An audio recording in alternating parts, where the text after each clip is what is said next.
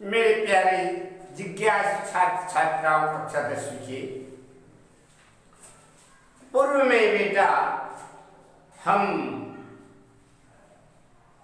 यह जो शीर्षक दिया गया है 2.2 के जनतंत्र का जन्म नामक काव्य पर चर्चा कर रहे हैं। आज उनकी कुछ कड़ियां शेष रह गई है, शो करेंगे। आ जाओ। संकेत तो लगाए होंगे कहां तक के हमने इसको पूर्ण कर दिया है। आते हैं सप्तम कड़ी पर, है ना। ऐसे तो इसको मैं बतलाया था, परंतु पुनरावृत्ति कर दे रहा हूं ये सप्तम का। अब तो शताब्दियों सहस्त्राब्द का अंधकार बीता गाक्ष अंबर के दहके जाते हैं। यह और नहीं कोई जनता का स्वप्न आ जाए, चीरते तिमिर का वक्ष उमड़ते जाते हैं। ये रहा बेटा संकेत। आ जाओ।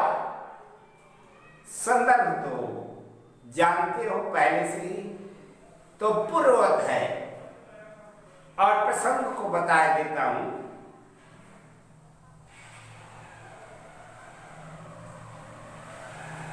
कविवर दिनकर जी अपनी इस कड़ी में जनता अपने सपनों को कैसे साकार करेगी, इसका सुंदर चित्रांकन करते हैं। कवि जी कहते हैं कि वर्ष, सैकड़ों वर्ष, हजारों वर्ष का अंधकार अब समाप्त होने का है। व्याख्या में कवि करें कि अब ये अंधकार क्या होने का है, समाप्त हो जाएगा। जनता आसमान की खिड़की को भी अपने रोशनी से दहका सकती है। जनता में वो ताकत, अब वो डरने वाली नहीं, निर्भीक हो चुकी है।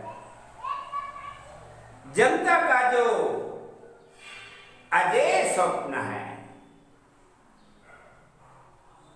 अजय समझते हो ना,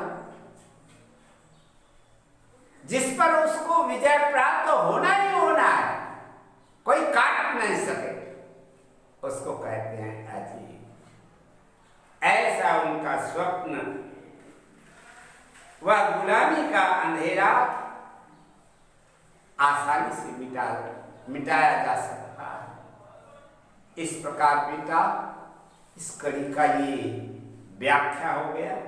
अब इसके विशेषार्थ सुनो। जनतंत्र की भावना का वर्णन प्रवाहपूर्ण भाषा में कविवर ने प्रस्तुत किया। आजा अष्टम कड़ी पर। सबसे विराट जनतंत्र जगत का आ पहुंचा, 33 कोटि हित सिंहासन तैयार करो। अभिषेक आज राजा का नहीं प्रजा का है, 33 कोटि जनता के सिर पर मुकुट धरो। क्या सुंदर पंक्ति कहती है।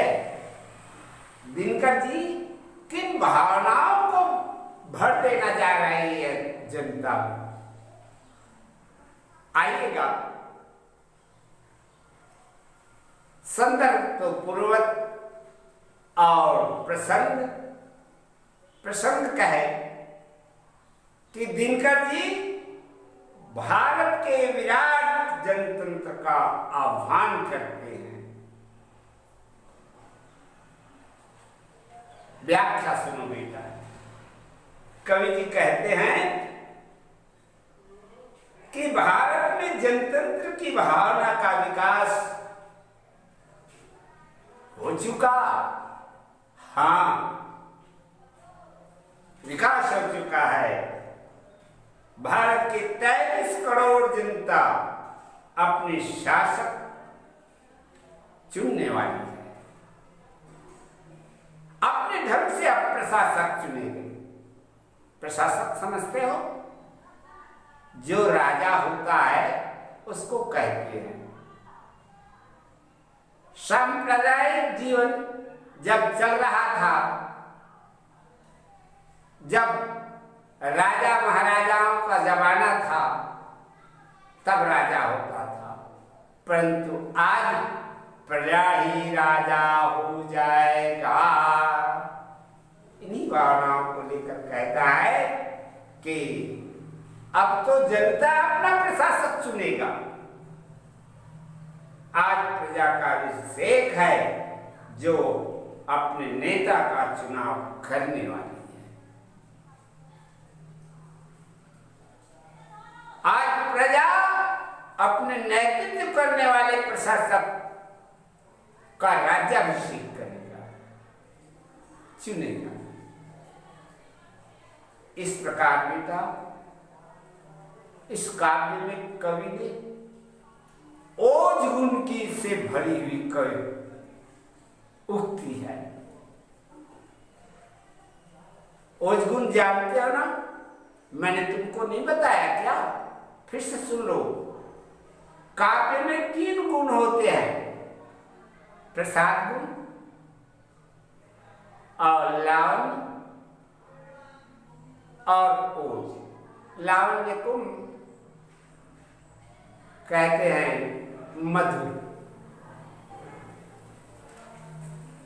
इस तरह से यह है ओज गुण,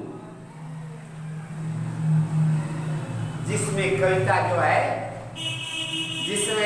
जिस कविता को सुन करके रोम रोम जो है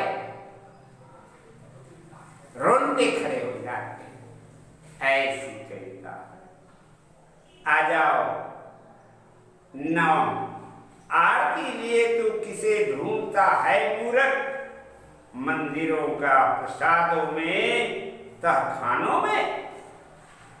देवता कहीं सड़क पर गिट्टी तोड़ रहे, देवता मिलेंगे खेतों में खलिहानों में। ये ये पंक्ति जो नाम है बेटा, कितनी मार्मिक है। आ जाओ, कोई कविवर ने ऐसी भावनाओं से प्रेरित काव्य का लोगों में जोश पैदा कर देने के लिए उन्होंने प्रस्तुत किया। कवि जी कहते, देखो एक प्रसंग है, जनता ही ईश्वर के प्रतिनिधि माना है, साक्षात ब्रह्म के रूप में उन्होंने चिंता होगा।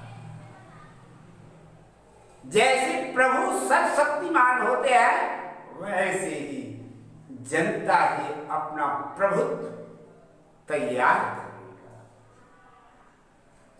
व्याख्या को तनी देखो। अब आरती लिए तो किसे ढूंढता है मूर्ख।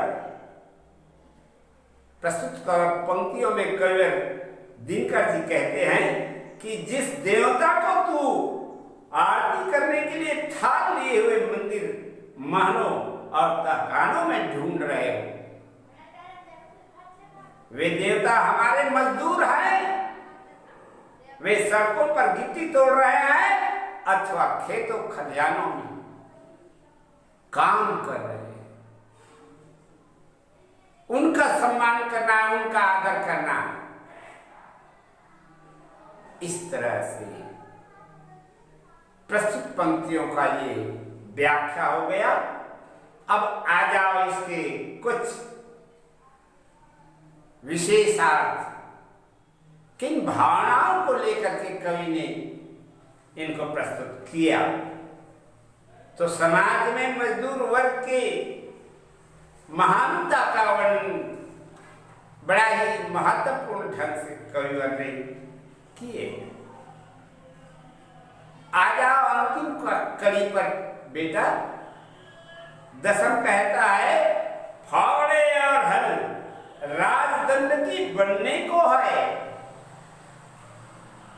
धूसरता सोने से सिंगार सजाती है, दो राह समय के घर घर नाद सुनो, सिंहासन खाली करो कि जनता आती है।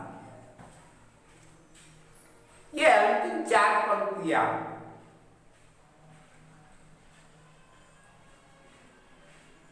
आ जाओ बेटा, इसमें प्रसंग क्या प्रस्तुत कर रहे हैं कवि दिनकर जी। मजदूरों की महत्ता का प्रदर्शन, उनकी प्रतिभा का चित्रांकन किए। कवि दिनकर जी कहते व्याख्या सुनो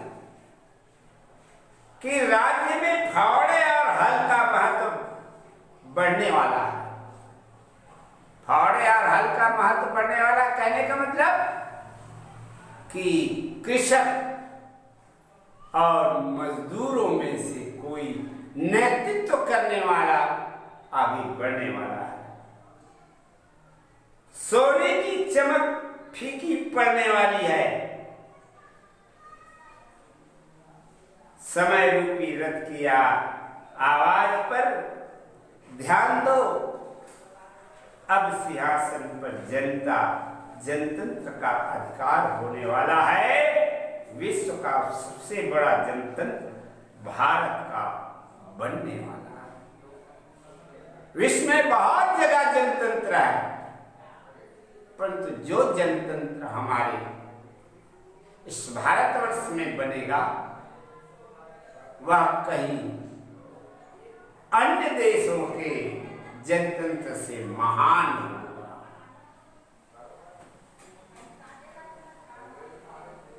इस प्रकार की सार सुन लो, विशेषता क्या है इसकी।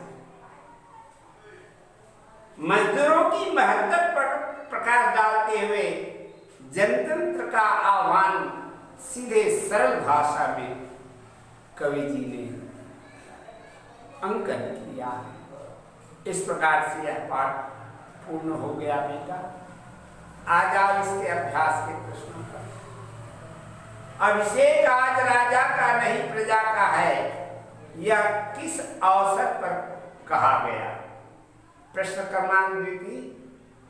जब जनता की भावनाएं क्रोध में तन जाती है तो क्या क्या होता है? ये प्रश्न जो है 2017 में सीसेक में बैठा है। याद रखना, बड़ा महत्वपूर्ण प्रश्न है। द्वितीय, चतुर्थ और अष्टम, ये 3 प्रश्न जो है 2017 में सीसेक में बैठे हैं। तो इन तीनों प्रश्नों का विशेष ध्यान रखना, इसके उत्तर लिख लेना, बना लेना और कंठस्थ भी कर लेना। ठीक है। तृतीय प्रश्न है, बदलती हुई परिस्थितियों में अब राजदंड किसे बनाया जाएगा और क्यों? चतुर्थ, जनता की सहनशीलता के कवि ने क्या क्या उदाहरण दिए? पंचम, कवि ने गिट्टी तोड़ने वालों के खेतों में काम करने वालों को देवता क्यों कहा है? षष्ठम, कवि ने जनता के लिए सिंहासन खाली कर देने के लिए क्यों कहा है? सप्तम, जगत का सबसे बड़ा विराट जनतंत्र किसे कहा गया है? अष्टम, जनतंत्र कविता में निहित भाव क्या है? ये 8 प्रश्न हैं और इसके बाद पाठ से आगे भी प्रश्न दिए हुए हैं और भाषा के बारे में ये सारे जो प्रश्न हैं इनको बना लेना। भाषा के बारे में को मैं तुम्हें समझा दूंगा। ठीक, निरंतर अध्ययन जारी रखो बेटा, समय की गति को सब जानते हो। ठीक।